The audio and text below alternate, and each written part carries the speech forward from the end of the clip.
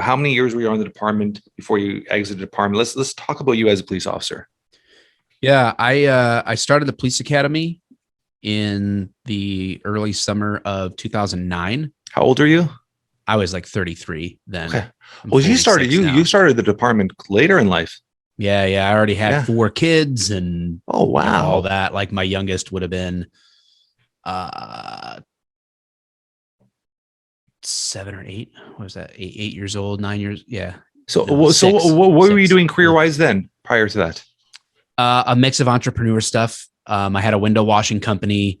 I was on a professional blackjack team for a while. Like, dude, seriously, yeah. I did yeah. weird stuff and Hustle, yeah, always hustling. which is natural, being a natural entrepreneur, which is awesome. Yeah, I had done some security work before.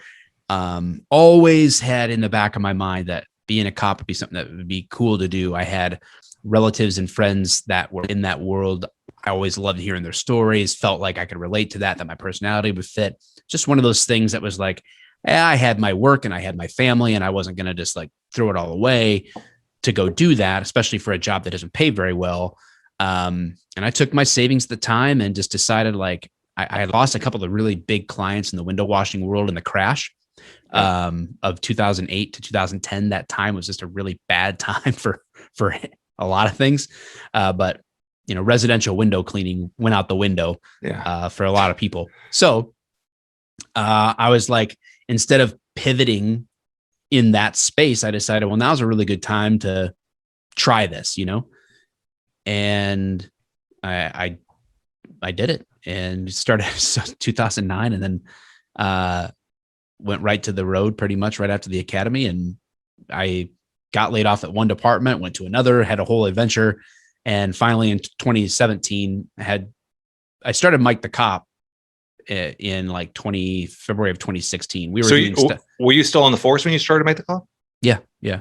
Okay. Yeah. So we had started a nonprofit, an organization called Humanizing the Badge in 2015.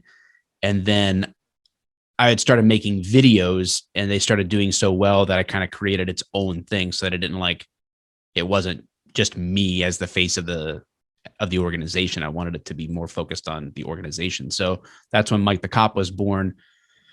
And I had some opportunities pop up. A startup company asked me to come in and be the president of the company for a marketing company.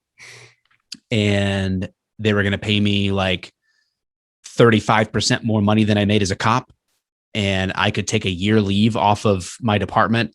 And in the state of Michigan, you can be away from being a cop for 2 years and keep your certification. So I felt like it was a perfect storm of, at the department that I was at, there was really nowhere for me to go for about 3 to 5 more years. I would have been stuck in patrol. Yeah. So I was like, well, now's the time. I'm going to make more money. I'm going to get a chance to see if I can do this. And I stayed as a part-time cop at a different departments. A lot of in the Metro Detroit area, actually, smaller places have part-time positions. So I went to another department and got a part-time gig. So it's kind of like a weekend warrior as a cop, and then spending the rest of my time running this new business and keeping the Mike the Cop train moving and growing and getting my entrepreneurial feet back, and took it from there. And then I quit the part-time thing in July of 2020, shortly after they wanted me to start going around and enforcing COVID mandates. And I said no. And then my leadership took a knee with BLM, and I saw what was happening to other cops around the country. And I was just like, I was being a cop on the weekends because I wanted to be investing my skill set in a way that benefited the community in that space. Yeah. And my family had given up. I shouldn't say given up, but they had lived with me being in that job for all those years, and at this point, now that I had kind of started growing some businesses, I'm like, well, I'm one traffic stop away. I'm one call away from somebody civilly taking everything that I worked my ass off for, that is for my family, and taking it away from us.